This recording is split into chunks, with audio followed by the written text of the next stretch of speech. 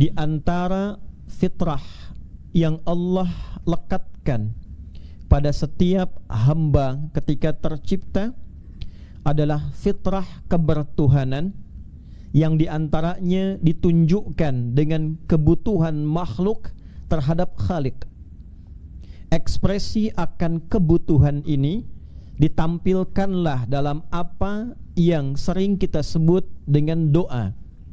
Maka doa di dalam Islam bukan sekedar gambaran akan ekspresi permohonan, ungkapan kebutuhan dari sosok yang rendah kepada yang tinggi, tapi sekaligus mengkonfirmasi keberhambaan kita dan kebertuhanan kita kepada Allah Subhanahu wa ta'ala.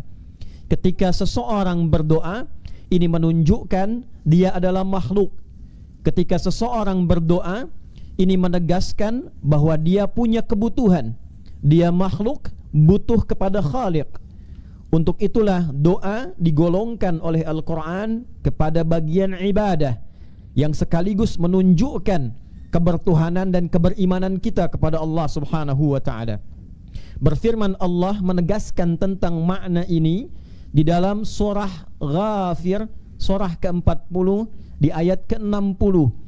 Allah Subhanahu wa ta'ala berfirman, ba'da a'udzu billahi minasyaitonir rajim, bismillahirrahmanirrahim, wa qala rabbukum ud'uni astajib lakum innal ladzina yastakbiruna an ibadati sayadkhuluna jahannama dakhirin. Dan Rabbmu sekalian berfirman, menegaskan, menyampaikan, ud'uni, berdoalah kepadaku, ekspresikan kebutuhanmu, sampaikan keperluanmu, dan bentuknya spesifik. Ini menunjuk pada bentuk personal Allah Subhanahu wa ta'ala, untuk menunjukkan bahwa doa yang spesifik itu, doa yang peluang terbesarnya terkabul itu, doa yang sejatinya harus ditujukan itu adalah doa yang sesungguhnya perlu kita sampaikan pada objek yang satu, yaitu yang dipertuhankan Allah Subhanahu wa ta'ala. Astajib lakum, ketika doa ini disertai dengan keyakinan dengan bertuhan, disertai dengan rasa beriman, maka Allah menyampaikan konsekuensi janjinya. Setiap doa itu pasti aku akan kabulkan, pasti aku akan kabulkan. Statement yang tegas, singkat, padat, dan jelas, statement Rabbani. Dan menariknya setelah itu Allah menyampaikan, innal ladzina yastakbiruna an ibadati, sungguh tegaskan pada hatimu yang paling dalam tanpa keraguan sedikit pun bahwa seluruh orang, alladzina itu mencakup semua tanpa kecuali, disebutkan 1080 kali dalam Al-Quran. Isim mausul dengan makna jama', konjungsi kata sambung, menyambungkan sifat doa dengan sifat kebertuhanan, mencakup objek tanpa kecuali, laki-laki, perempuan, besar, kecil, sepanjang dia makhluk. Makhluk manapun, tegaskan pada dirimu yang paling dalam. Orang-orang yang merasa sombong sehingga menyimpulkan tidak perlu berdoa, menyimpulkan bahwa ia tak punya kebutuhan untuk memohon, maka disifati oleh Allah Subhanahu wa ta'ala bahwa dia keluar dari ruang ibadah. Doa digolongkan dengan ibadah, ditegaskan dalam kalimat ayat ini, innal ladzina yastakbiruna an ibadati. Doa disifati dengan ibadah, artinya ketika kita sedang berdoa, dalam saat yang sama kita sedang beribadah. Ketika sedang beribadah, mengkonfirmasi kebertuhanan kita kepada yang diibadahi, Rabbul Ma'bud, Tuhan yang kita ibadahi. Disinilah menunjukkan sisi keberimanan kita kepada Allah Subhanahu wa ta'ala. Jadi di dalam Islam, doa bukan sekedar mengajukan permohonan, bukan sekedar menyampaikan keinginan, tapi dalam yang saat sama digolongkan kepada bagian ibadah yang mengkonfirmasi kebertuhanan kita dan menegaskan keimanan kita kepada Allah Subhanahu wa ta'ala. Siapa yang merasa dirinya gak pernah butuh, gak pernah pengen minta, ini menunjukkan tipis nilai ibadahnya. Di saat yang sama keluar dari ruang-ruang kemakhlukannya, seakan-akan menegaskan kebertuhanannya itu keluar dan mengatakan bahwa dalam bahasa yang lain, saya punya derajat yang sama dengan Tuhan. Saya tidak perlu minta, saya tidak perlu bermohon. Sayadkhuluna jahannama dakhirin. Maka orang-orang yang berada levelnya, dia menilai levelnya di atas kemakhlukannya, maka Allah siapkan satu porsi, satu tempat, satu kondisi di neraka jahanam dengan keadaan yang sangat terhina.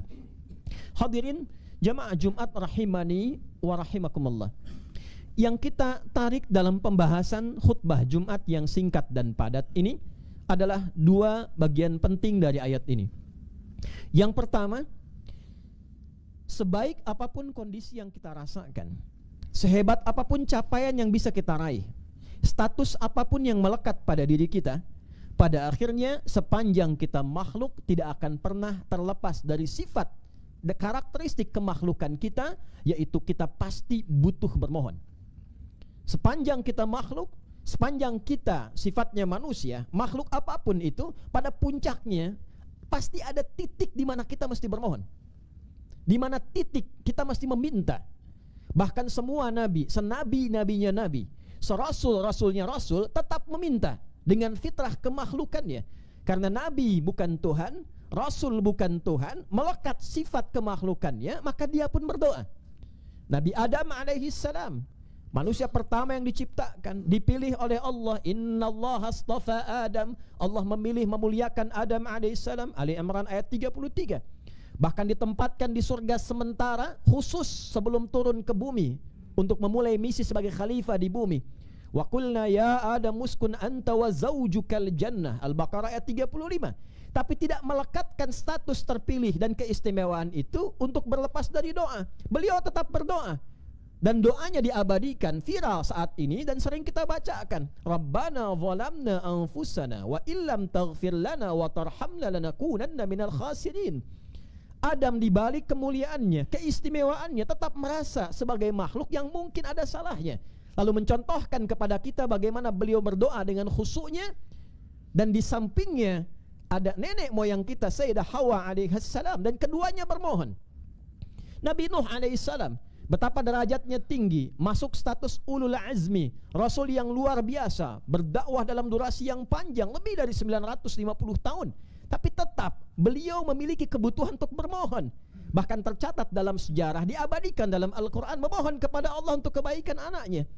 Rabbi innabli min ahli, ya Allah ini anakku, minta kepada Allah untuk diselamatkan. Ada nabi, ada rasul, tetap perhatian pada keluarga, perhatiannya diekspresikan dengan bermohon doa kepada Allah Subhanahu wa taala. Nabi Ibrahim alaihissalam, kurang apa statusnya? Khalilullah, kekasih Allah Subhanahu wa taala, sangat dicintai. Abul Anbiya, bapaknya para nabi, dari dua sisi keturunan semua terlahir ke bawahnya, sebagian besar mereka menjadi nabi dan rasul. Orang-orang terpilih, dekat dengan Allahnya luar biasa. Saat wafatnya rohnya naik kemudian bersandar dalam tingkat yang tertinggi di langit ketujuh. Luar biasanya, dalam status itu direkam beliau masih berdoa. Setelah meninggikan bangunan Ka'bah dengan putra tercinta Ismail alaihissalam, diabadikan dalam Al-Quran Al-Baqarah di ayat 127 itu. Wa idh yarfa'u Ibrahimul qawa'ida minal baiti wa Ismail, masih berdoa, Rabbana taqabbal minna innaka antas sami'ul alim. Ya Allah, mohon terima amalku dengan anakku ini. Anda bisa bayangkan Khalilullah yang sangat dicintai Allah, dekat dengan Allah, Abul Anbiya, baru beramal, khawatir amalnya belum diterima di sisi Allah, masih berdoa, ya Allah, mohon terima amalku ini, Engkau yang maha mendengar dan maha mengetahui usahaku. Nabi Musa alaihissalam, betapa kuat, betapa hebat yang dihadapi lawan yang luar biasa. Satu sistem, ada Fir'aun, ada Qarun, ada Haman. Dalam kondisi beliau kuat dan hebat, tetap masih berdoa. Diabadikan misalnya dalam surat Al-Qasas ketika kita dapatkan di ayat ke-21 itu, Nabi Musa alaihissalam berdoa, fakharaja minha khaifan yataraqqab qala rabbi najjini minal qaumidh dhalimin. Ketika keluar dari tempat ia diintai itu, ketika keluar dari tempat ia dicari-cari masa itu, dalam keadaan khawatir, ya, dan dalam pengintaian itu beliau berdoa kepada Allah, ya Allah selamatkan aku dari kepungan orang-orang yang ingin menganiaya. Anda bisa bayangkan seorang nabi, rasul masih berdoa. Nabi Sulaiman alaihissalam, kurang apa? Seorang penakluk dari kalangan jin, bahkan setan ditaklukkan. Menaklukkan awan, berbicara dengan binatang, menggerakkan alam semesta dengan izin Allah Subhanahu wa taala dengan batas tertentu yang tidak ditemukan oleh orang-orang sebelumnya dan didoakan tidak terjadi pada orang setelahnya. Tapi itu pun tidak mengungguli nanti kemuliaan dan keistimewaan serta kehebatan Nabi Muhammad sallallahu alaihi wasallam. Maka dalam kondisi demikian pun beliau tetap berdoa. Ketika kita temukan diabadikan dalam Al-Quran, misalnya di surat Sad ayat 35, ketika beliau mengatakan dalam ujung senjanya, di puncak kekuasaannya, Rabbighfirli, ya Allah ampuni aku. Beliau masih bermohon, takutnya memberikan keputusan yang tidak adil, kebijakan yang salah. Anda bayangkan, penguasa lautan, penguasa daratan, penakluk setan, pengekang jin, bisa bicara dengan binatang, masih mohon kepada Allah, ya Allah ampuni aku. Wahabli mulkan la yambagi li ahadin min ba'di, dan anugerahkan aku, tetapkan kedudukanku ini yang paling tinggi yang tidak diberikan pada setelahku. Innaka antal wahhab, sungguh engkau yang memberi tanpa batasan. Yang didahulukan itu permohonan ampunan dibandingkan kekuasaannya, karena dikhawatirkan punya kuasa yang melahirkan kesalahan dan tidak mendapatkan ampunan Allah subhanahu wa ta'ala. Nabi Isa alaihi salam, luar biasanya mukjizatnya, tangannya dengan izin Allah mengurap menyembuhkan penyakit, dipanggil dengan izin Allah, memanggil dengan izin Allah, biiznillah, yang meninggal kemudian bisa hidup kembali dengan izin Allah, tapi tetap menegaskan bahwa beliau makhluk, beliau bukan Tuhan. Diabadikan di Quran surah Al-Maidah, surat hidangan itu, di ayat ke-114. Allahumma rabbana anzil alaina ma'idatan minas sama' takunu lana 'idan li awwalina wa akhirina wa ayatan mink. Masih bermohon, ya Allah, dengan segala ketawaduanku sebagai makhluk, aku hamba-Mu, murid-muridku minta pembuktian aku sebagai nabi dan rasul. Mereka minta hidangan dari langit, ya Allah turunkan hidangan dari langit sebagai tanda bahwa Engkau Tuhan, aku hamba. Engkau Tuhan, aku Rasul-Mu. Maka diturunkan oleh Allah subhanahu wa ta'ala. Nabi Adam berdoa, Nabi Nuh berdoa, Nabi Ibrahim berdoa, Nabi Musa berdoa, Nabi Isa berdoa, Nabi Ayub diuji dengan sakit berdoa, Nabi Yunus masuk ke perut ikan yang besar berdoa. Nabi Muhammad sallallahu alaihi wasallam mengakumulasi seluruh doa yang disampaikan para nabi, ditunjukkan dalam kehidupan, dipraktekkan dalam kehidupan kita selama 24 jam, sehingga Anda tidak akan pernah menemukan umat di muka bumi yang setiap aktivitasnya beriringan dengan doa kecuali umatnya Nabi Muhammad sallallahu alaihi wasallam. Bangun tidur kita sudah punya doa, berpakaian kita punya doa, makan kita punya doa, doa makan dan setelah makan berbeda doanya, masuk ke toilet kita punya doa, keluar toilet kita punya doa, masuk masjid kita punya doa, keluar masjid kita punya doa. Dulu orang doa terbatas, umat Nabi Muhammad spesial, seluruh bagian aktivitasnya melekat doa di dalamnya, untuk mengkonfirmasi bahwa Nabi saking cintanya kepada kita menginginkan setiap aktivitas kita selalu tersambung dengan Allah dan menegaskan bahwa kita adalah makhluk. Jadi semua gerak langkah kita ibadah. Makan jadi ibadah, minum jadi ibadah, bekerja jadi ibadah, berumah tangga jadi ibadah, berpakaian jadi ibadah. Tidak ada satupun kegiatan umat Nabi Muhammad sallallahu alaihi wasallam kecuali di dalamnya terletak nilai-nilai ibadah. Dan menariknya, ketika ini dipraktekkan, seluruh kegiatan dikoneksikan dengan sifat kebertuhanan kita kepada Allah. Apa jawaban Allah? Astajib lakum, aku akan jawab seluruh harapan dan kemudahanmu. Anda bekerja bukan hanya sekedar datang, tingkatkan kemampuan, keluarkan kepakaran, tapi diisi dengan muatan doa terbaik. Harapannya dikoneksikan dengan kebermohonan kepada Allah. Minta kemudahan, minta kelancaran, minta perlindungan, minta kebaikan. Apa jawab Allah? Astajib lakum, aku kabulkan. Aktivitas kehidupan dunia berupa rutinitas yang diiringi dengan doa untuk terkoneksi dengan Allah, maka berubahlah rutinitas menjadi ibadah. Maka jika semua dilakukan karena Allah menjadi ibadah, ibadah itu jangan dipersepsikan dengan hal yang sempit. Hanya sholat saja, tidak saudara. Hanya baca Quran saja, tidak. Spesial umat Nabi Muhammad, semua aktivitasnya ibadah. Dan rahasia di balik itu bukan ingin membebani kita, ringan. Niatkan karena Allah, makan karena Allah, jadi suami karena Allah, jadi ayah karena Allah, bekerja karena Allah. Kalau Anda koneksikan, apa jawaban Allah? Astajib lakum. Semua harapanmu, semua cita-citamu, selama itu baik untuk duniamu dan akhiratmu, pasti aku jawab. Silahkan Anda cek, hadirin. Tidak ada satupun umat Nabi Muhammad yang ngaji dengan Rasulullah, semua profesinya, kecuali mereka sukses. Anda boleh cek dengan profesi apapun. Yang pebisnis sukses, yang pengajar sukses, yang birokrat sukses, yang karir di militer sukses, karir di kepolisian, kalau istilah kita sekarang Kamtibmas sukses. Tidak ada satupun sahabat Nabi yang tidak sukses. Semua sukses. Astajib lakum. Sekarang pertanyaannya, sampai kita duduk mendengarkan khutbah ini di Jumat, sudahkah seluruh aktivitas kita menjadi ibadah? Memandang kita ibadah, bicara kita ibadah, mendengar kita ibadah, bekerja kita ibadah. Atau jangan-jangan selama ini semua kegiatan kita hanya rutinitas saja. Lalu setelah kita mendapatkan kesulitan baru keluar minta, ya Allah mudahkan, ya Allah ringankan. Lalu kemudian Anda menyimpulkan, ya Allah kok belum dijawab juga, ya Allah kok belum terkabul juga. Allah tanya balik, Anda minta itu dengan niat ibadah atau bukan? Minta proyek Anda dilancarkan itu niatnya untuk ibadah atau cari dunia semata? Kalau cuma cari dunia, jangankan Anda, yang belum beriman pun minta juga. Maka yang berlaku bukan hukum Rabbani, yang berlaku hukum kauni. Hukum kauni itu hukum umum yang Allah lekatkan dalam kehidupan, yang bila dikerjakan hukum Allah berlaku. Contoh, Anda kalau belajar pasti pintar. Jadi untuk pintar tidak diperlukan iman. Yang penting Anda belajar serius, Anda pintar. Jangan Anda katakan, ya Allah dia nggak beriman, kenapa pintar? Dia belajar, saudara. Itu namanya hukum kauni. Iman menjadikan kepintaran dibimbing oleh takwa sehingga berkah. Itu bedanya. Itu hukum Rabbani. Anda ingin kaya. Kaya itu pasangannya bukan iman. Anda kerja keras, Anda serius, Anda benar kerja, Anda kaya.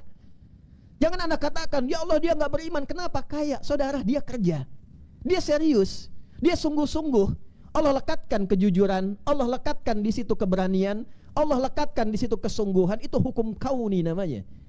Maka ketika dia merasa kesulitan pun dia minta, tapi permintaan dia melekat di hukum kauni. Pertanyaannya, ketika Anda mengatakan beriman, apa beda iman Anda dengan permohonan bagi yang belum beriman? Karena itu yang pertama Nabi ajarkan kepada kita, sehingga nanti capaiannya akan melampaui orang-orang yang bahkan hadir di kehidupan tapi dia belum beriman. Anda silahkan cek, bagi Anda para pebisnis, silahkan Anda cek, keluarkan valuasi para sahabat yang berbisnis di masa Nabi, dan cek asetnya berapa dinilai bila sekarang. Itu terjadi. Seorang Abdurrahman bin Auf saja kurang lebih ada yang menghitung itu 14.000 triliun, satu orang. Dan ketika merubah pola kerjanya diniatkan sebagai ibadah, sekaligus bakal pulangnya.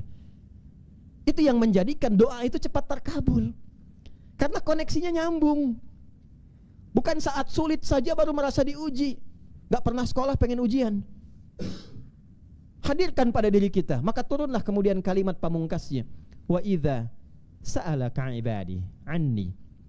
Dan bila hambaku merasa sadar dengan statusnya sebagai hamba, lalu ingin kembali kepadaku, fa inni qarib, sampaikan Muhammad pada hambaku itu, aku sangatlah dekat. Anda bayangkan, ada orang bertanya, khatibnya di mana? Jawaban pertama, sudah dekat.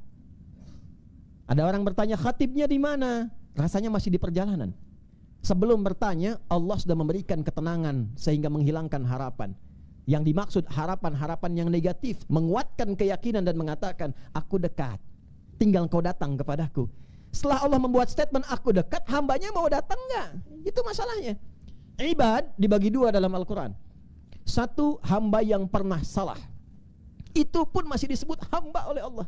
Anda bayangkan, Anda bisa buka Quran surah 39 di ayat ke-53.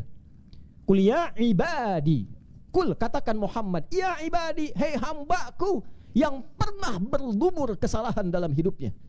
Dari mana taunya ini bersanding dengan kesalahan yang terakumulasi? Qul ya ibadiyalladzina asrafu ala anfusihim.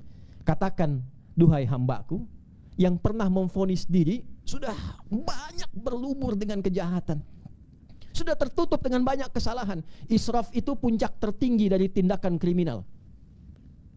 Seakan-akan khatam dari semua keburukan. Pernah mabuk, pernah zina, pernah X, pernah Z, tapi dia mau kembali. Apa jawab Allah? Laisa kamitslihi syai'. Anda seorang ayah, ada anak, buruknya luar biasa, membuka aib keluarga, bikin onar sana sini, tiba-tiba dia pengen pulang ke rumah. Apa Anda katakan, silahkan pulang nak, Bapak maafkan? Atau Anda katakan, masih berani pulang kamu? Allah laisa kamitslihi syai, karena Tuhan bukan makhluk. Allah mengatakan dengan sifat Rahman dan Rahimnya, la taqnatu min rahmatillah. Hambaku, engkau jangan menyimpulkan putus asa dari rahmatku, cepat balik sini. Innallaha yaghfirudz dzunuba jami'a. Kalau engkau sadar pengen berubah, seluas apa engkau simpulkan dosamu kepadaku, aku ampuni seluruhnya sebelum engkau menyadarinya. Jami'a, semuanya. Jadi yang salah Allah berikan solusi sehingga menjadi baik. Ibad yang kedua, ibad yang memang kebiasaannya sudah soleh, bekerjanya baik, kata-katanya baik, itu pun tetap pasti punya kebutuhan. Jangan disimpulkan kalau sudah soleh itu nggak berdoa. Tidak, pasti Anda berdoa, minimal untuk akhirat Anda, kubur Anda, kenyamanan Anda. Maka Allah berikan rumus cepat sekaligus menutup khutbah singkat di kali ini. Ujibu da'watad da'i idza da'an. Kalau engkau sudah menyimpulkan ingin terkoneksi denganku, dulu engkau salah, sekarang kau jadi soleh dengan taubat. Engkau sekarang merasa soleh, jangan jumawa, tetap engkau sebagai seorang hamba. Datang padaku, aku tahu engkau pasti punya permintaan, aku akan kabulkan sepanjang kau meminta dengan cara yang benar. Hadirin, pertanyaannya sebagai jawaban terakhir dari pertemuan Jumat kita, mengapa selama ini kita ingin kembali pada Allah tapi merasa jawaban doa kita itu belum terkabul dengan baik, belum cepat terkabul? Perhatikan jawaban Allah. Falyastajibuli wal yu'minu bi. Kalau doamu ingin cepat terkabul, maka ingat dua rumus ini. Falyastajibuli, cepat pula engkau respon seruanku.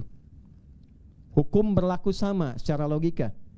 Anda meminta kepada Allah, Anda kan menyeru Allah, ya Allah, kabulkan, saya ingin begini. Anda ingin cepat dikabulkan, ditanya balik oleh Allah, ketika aku seru kamu, engkau cepat tidak merespon seruanku. Jangan tidak adil. Allah meminta kita, kita lambat-lambat. Begitu kita minta, pengen dipercepat. Allah minta tunaikan Jumat, Allah minta tunaikan sholat, Allah minta Anda baca Al-Quran. Berapa yang sudah banyak kita seru dalam kehidupan? Dipanggil, dilambat-lambat. Diseru, kita datang dengan seadanya. Lalu ketika kita punya kebutuhan, kita menuntut, ya Allah, kurang apa lagi aku minta kepadamu. Ditanya balik oleh Allah, itu pun dengan bahasa sayang. Hambaku, waktu aku seru kamu kemana? Sekarang kamu pengen minta, pengen cepat dikabul. Coba belajar tata dulu pola hidup yang benar. Anda pimpinan, ada karyawan, nuntut kepada Anda, minta diberikan bonus. Sementara ketika Anda minta kerjakan sesuatu, dia selalu lalai, datang terlambat, gak pernah serius. Tiba-tiba datang minta tuntutan kepada Anda, Pak, saya punya kebutuhan, tolong hari ini ya Pak. Apa Anda kabulkan?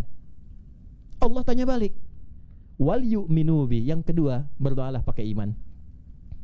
Berdoa pakai iman. Cara berdoa pakai iman, jangan hanya disimpulkan dengan yakin Allah akan mengabulkan. Itu standar. Iman dipasangkan di Al-Quran dengan amal saleh. Jika doa Anda ingin cepat dikabulkan, maka awali dengan amal soleh. Setelah itu Anda berdoa. Baca Al-Quran, jangan cukupkan dengan Shadaqallahul Azim. Setelah baca Quran, Anda berdoa. Selesai sholat, Anda berdoa. Ada kotak lewat, Anda infak, masukkan. Setelah itu Anda berdoa. Itu yang dimaksud Al-Quran surah kelima Al-Ma'idah di ayat ke-35. Ya ayyuhalladzina amanu taqullah wabtaghu ilaihil wasilah. Hei orang-orang beriman, tingkatkan takwamu kepada Allah. Meningkatkan takwa itu dengan amal soleh. Dan carilah dengan takwa berupa amal soleh itu sebagai perangkat untuk mengabulkan harapan dan doa-doamu.